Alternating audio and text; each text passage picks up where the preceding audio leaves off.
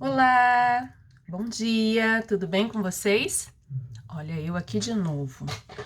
Um bimestre novinho, as energias se renovam, as esperanças também. Terceiro bimestre, vamos lá? Foco, força, fé! Bom, como vocês já conversaram comigo nas outras semanas, né? Semana passada eu já introduzi o material novo do terceiro bimestre. Nós iniciamos falando sobre um tipo de texto narrativo. No entanto, esse texto narrativo é um texto diferente, é o diário, né? E aí eu até comentei com vocês que hoje em dia não é tão comum se ter diários, né? Mas antigamente era uma prática comum entre os jovens, os adolescentes, até mesmo os adultos, como diário de viagem e tudo mais.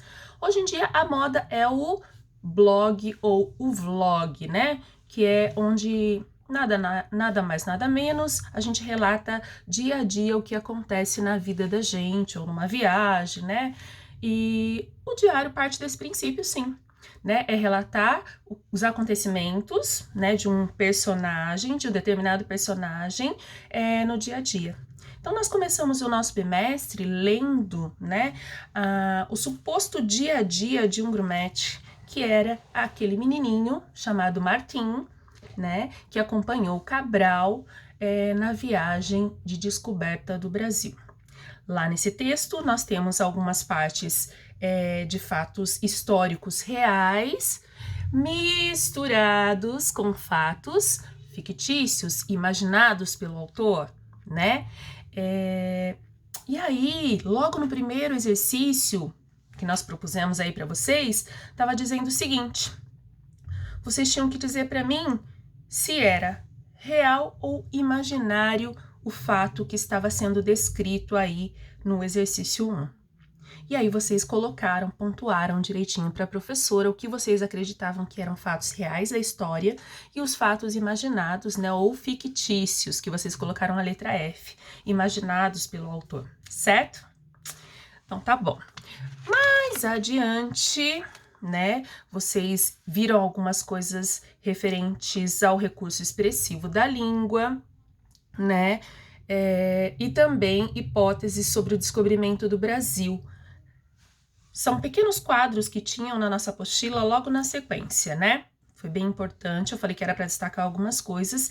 E mais adiante, na próxima página, um trechinho que falava sobre o trabalho infantil, visto que a nossa história traz um garoto que trabalhava no navio sem a menor condição de saúde, né, e de sobrevivência. E lá, nesse trechinho que fala sobre o trabalho infantil, nós abordamos um documento muito importante que fez aniversário agora há pouco tempo, há poucos dias, que é o Estatuto da Criança e do Adolescente, que é também conhecido como ECA. ECA significa Estatuto da Criança e do Adolescente, certo? Então, aí fala que o jovem, que a criança, ele é protegido por uma lei, né, que ele não deve desenvolver trabalho remunerado, nem sem remuneração, muito menos, que a criança deve ser protegida, que ela tem direito à educação, né, ao estudo, que é dever do Estado e da família garantir isso, e assim por diante. Mais adiante na nossa apostila, nós vamos trabalhar um pouquinho sobre a questão da gramática envolvendo esse texto. E aí nós vamos entrar num ponto bem específico, que é o ponto dos artigos e numerais. Anteninha ligada, radar ligado, preste atenção. Artigos, tá. Artigos eu poderia dizer, como disse a Emília uma vez, sabe, eu lia muito assim, Sítio do Pica-Pau Amarelo, né? E aí a Emília dizia assim, artigos são umas pulguinhas de palavras. O que será que ela quis dizer com umas pulguinhas de palavras? Vocês também já devem ter ouvido falar que elas são pulguinhas de palavras. Pulguinhas de palavras porque elas são pequenininhas. E elas geralmente estão assim, dependendo de outras maiores, assim como as pulgas vivem parasitando sobre os animais. O artigo nada mais é do que uma palavrinha bem pequenininha que serve para individualizar um nome, ou seja, um substantivo. Então, os artigos são palavrinhas bem pequenas que servem para individualizar um nome, um substantivo ou uma palavra que vai ser substantivada, né? Então, vamos lá. Vamos pensar assim, o garoto caiu da cama. Que nomes eu tenho aí? Eu tenho garoto e tenho cama, 2 substantivos, certo? Algum deles é acompanhado pelo artigo? Se eu for fazer uma análise rápida da frase, eu vou perceber que o acompanha garoto. O garoto, certo? Então, o acompanha um substantivo, garoto, certo? Então, o é a pulguinha da palavra que eu falei, é o artigo. É um artigo definido e masculino, porque define uma palavra masculina e também está no singular, porque eu disse o garoto. Se eu dissesse garotos, o artigo também teria que estar no plural. Seriam os garotos, certo? Então, pensando já um pouquinho nisso, eu posso dizer que então são palavras pequenas que servem para individualizar o nome. Artigos são palavras pequenas que servem para individualizar o nome, certo? Outra coisa, elas podem variar em gênero e em número. O que significa, Patrícia, variar em gênero? Significa que o artigo pode ter o gênero masculino e o gênero feminino. Artigos do gênero masculino, o e um. Artigos do gênero feminino, a e umas. Ok?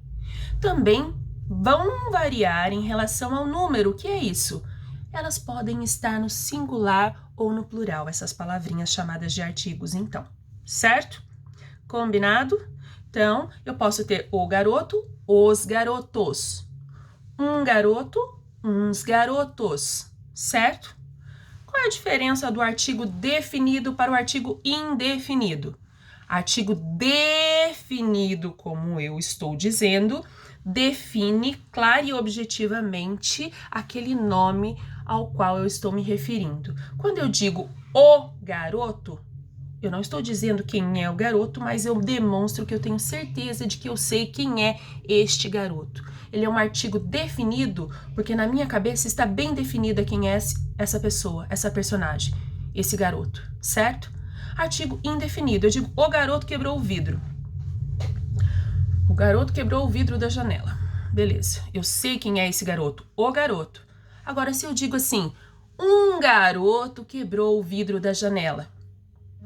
Esse é um artigo que não me direciona para ninguém. Eu sei que foi um garoto, mas eu não sei quem foi. Pode ter sido um ou outro, né? Ele é um artigo indefinido, porque ele não me dá certeza, eu não sei de que garoto eu estou falando. Então, os artigos definidos me mostram claramente quem é aquela pessoa que eu estou me referindo, ou aquele objeto, né? Ou aquele animal. E o indefinido, não. Ele me dá, assim, uma margem muito grande para eu saber que possam ser, assim, quaisquer garotos. A cadeira de madeira, eu sei de qual cadeira eu tô falando. Uma cadeira de madeira pode ser qualquer cadeira de madeira que for oferecida no momento. Certo? Ficou claro isso aí? Se não ficou claro, durante a aula, por favor, pedir nova explicação, que a Patrícia vai tirar as dúvidas, certo? E aí vamos falar um pouquinho sobre os numerais. Os numerais são aquelas palavras que dão a ideia de números matemáticos. Então, numeral é a palavra que dá a ideia de números matemáticos. E que tipos de numerais eu posso ter? Eu posso ter os cardinais, ordinais, multiplicativos e fracionários, certo? Repetindo: cardinais, ordinais, multiplicativos e fracionários. Patrícia, cardinal, cuidado que vocês fazem uma confusão imensa entre o cardinal e o ordinal, hein? Presta atenção agora. Os numerais cardinais são aqueles normais que a gente usa assim habitualmente. 1, 2, 3, 4, 5, 10, 20, 30, 45. Beleza? Cardinais são esses números mais usados assim diariamente. Os comuns, né? Vamos assim dizer. E os ordinais? Os ordinais dão ideia de ordem. Então, eles serão primeiro, segundo, terceiro, quarto, quinto, sexto, certo? 29º, 57º, certo? Dão ideia de ordem, de posicionamento. Quem chegou primeiro? Na primeira ordem. O primeiro é um numeral ordinal. E aí temos os multiplicativos, que indicam multiplicação, né? Que indicam... Lembra daquele símbolo matemático assim, ó, que parece um X? Então, os multiplicativos vão sempre me dar uma ideia de multiplicação. Então, é o dobro, né? É duplo, triplo, quádruplo, quíntuplo e assim por diante. Todos esses números que me dão uma ideia de multiplicações são multiplicativos, ok? E por último, os fracionários, que indicam divisão. Sabe? Aquele que eu falo assim, 1/2 ou meio, 1/3 ou terço, 15avos, 13/14avos, 1/4, 2/4. Números que me indicam frações, são os fracionários, que me indicam divisão. Fracionar significa dividir, né? Então, esses números que me dão ideia de divisão são os chamados fracionários, combinado? Então, olha só, mais uma coisa importantíssima antes de fechar nossa explicação da aula. Fiquem atentos agora. Quando eu vou redigir um texto, quando eu vou escrever um texto, eu preciso ficar atento se eu posso usar o numeral, que é a palavra, ou se eu posso usar o algarismo, que é o número matemático. Tem gente que quando vai escrever redação, taca ali algarismo em tudo. Coloca 100, 125, 392, 1, tudo coloca algarismo, que é aquele símbolo matemático, sabe? 1, o 2, sabe? Mas, gente, não é correto. Existe uma regra na língua portuguesa para isso. Então, vamos ficar atento, porque aí na página 15 e 16 de vocês tem uma abordagem sobre isso, tem uma tabela que fala sobre registro de numerais. E eu quero que vocês fiquem atentos à minha explicação e sublinhem aí, ou passe uma marca-texto aí para destacar essas regras importantes. Então, olha lá, tem um quadro onde está escrito o fator, o algarismo, quando ele pode ser colocado o número matemático, o algarismo, e quando ele tem que ser escrito por extenso, certo? Então, vamos lá. Os números de palavras que compõem numerais, eles têm que ser escritos no texto por extenso quando eles forem números simples, formados por uma só palavra. Então, por exemplo, quando eu coloco assim, vimos vindo em nossa direção 20 pessoas. 20 é uma palavra só. Então, ele obrigatoriamente vai estar por escrito, por extenso, certo? Quando o número for composto por mais de uma palavra, quando eu falar assim, vimos vindo em nossa direção 452 pessoas. 452 pessoas. Tem mais de uma palavra. E aí?